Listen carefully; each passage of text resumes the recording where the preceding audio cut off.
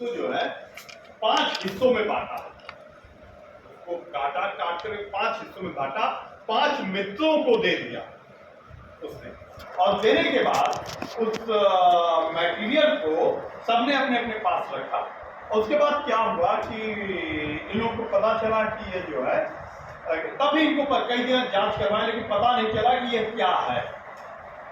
उसके बाद जो फर्स्ट व्यक्ति था, जो सबसे ज्यादा जो उसके संपर्क में था, उसको यहाँ पर लाल चकत्ता जैसा, जब लाल चकत्ते जैसा दिखाने के उपरांत वो डॉक्टर के पास गया। डॉक्टर ने कहा कि दवा लगा लो, मेगा हिट जैसी कोई दवा दिया, उसने कहा कि इसको लगाइए और ये ठीक हो जाएगा। लेकिन वह जो है ठीक होने की जगह वह अन्य सेल्स को डैमेज करना शुरू कर। डॉक्टर की समझ में जब नहीं आया तो डॉक्टर ने कहा कि इसकी जो जांच कराने के लिए उसने भेजा। जांच कराने में बायोप्सी जब उसका की गया तो पता चला कि इसको जो है कैंसर वाली स्थिति। और उसके बाद जो है कुछ दिनों के बाद उसका जो दूसरा मित्र वो भी बीमार पड़ा, तीसरा, चौथा, पांचों एक तरीके की बीमारी से प्रभावित हो गए। पूरे शहर में शोर हो गया कि कोई न कोई ऐसे कॉज है जिसकी वजह से ये पांचों प्रभावित है। उनकी बैक हिस्ट्री को पूछा गया, पता किया गया, तलाशा गया, तो उन्होंने कहा कि कुछ नहीं, ऐसा कुछ नहीं, एक साथ का। तो बात यह आई कि वो जो है मतलब वो खोदते दिमाग में वो बात आई कि हाँ एक ऐसा था। तो उसको हम लोगों ने पांचों लोग पॉकेट में रखे। वहां पर पता चला कि जो है जो मटेरियल कहाँ है, मटेरियल वहीं कबाड़ नहीं, वहीं पर रखा होगा। अभी क्लियर नहीं, कोई सबने कहा बेकार चीज है, इसलिए कोई उसको खरीदने को तैयार नहीं हुआ, उसको वापस वहीं पर उन्होंने फेंक दिया, अपने जो मेन फर्स्ट एक्यूज था।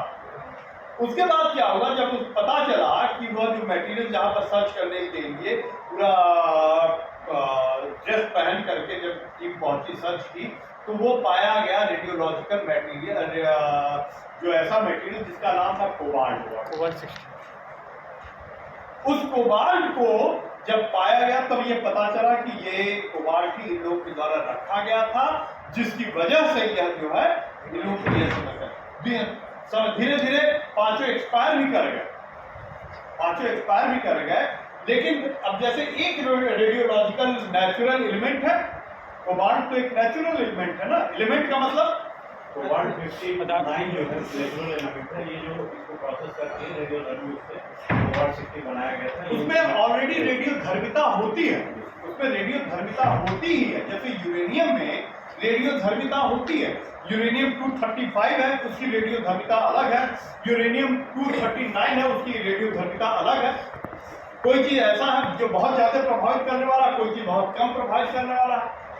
तो कोबाल्ट जो था वह जो ये था उसकी उसका जो रेडिएशन था उसको खत्म होने में उतना समय लगने का टेन्योर था जो इस पृथ्वी को बनने के बाद जो आज के युग में आने में जितना समय लगा है उतना समय उसकी रेडियोधर्मिता के समाप्त होने पर लगे।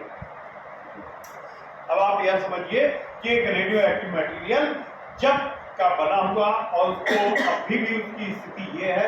और उसको मैं एक परमाणु के रिसर्च इंस्टीट्यूट पर गया, वहां मैंने देखा उन लोगों ने कोबाल्ट को जो रखा हुआ था वो किस तरीके से रखा हुआ था। चारों तरफ मोटी ब्रिक्स की दीवार बना करके उसके अंदर इस तरीके से रखा था पूरा सीमेंटेड कि उसका इफेक्ट जो है, उसकी विकिरण जो है बाहर की तरफ ना आ सके। आप ऐसे मटेरियल से जितना दूर रहेंगे उतना आपका बचाव हो सकता है। जर्मनी, जापान में बहुत लंबे समय तक लोग जो है विकलांग, या अब भी लोग विकलांग हो रहे हैं। क्यों हो रहे हैं? उसका जेनेटिक इफेक्ट हो रहा है, उसका जेनेटिक इफेक्ट हो रहा है किन्हीं न किन्हीं कारणों से। जो वो रेडिएशन हमारे सेल्स में, हमारे तंतुओं में इंटर कर गया है और वह विखंडित, एक हमारा शरीर किस चीज से बना है? सेल्स।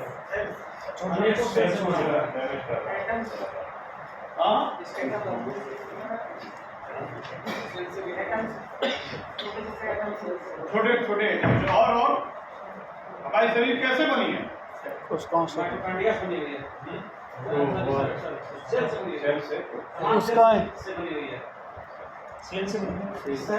कोशिकाएं हमारी शरीर का जो सबसे छोटा पार्ट जो शरीर हमारी बनी है वह सेल से बनी है। जो और वह सेल जो है उस सेल जो है वो जीवित सेल उसका जैसे हमने ऐसे किया वो सेल ऐसे करने में ही यहाँ पर कई सेल हमारी डैमेज हो गए।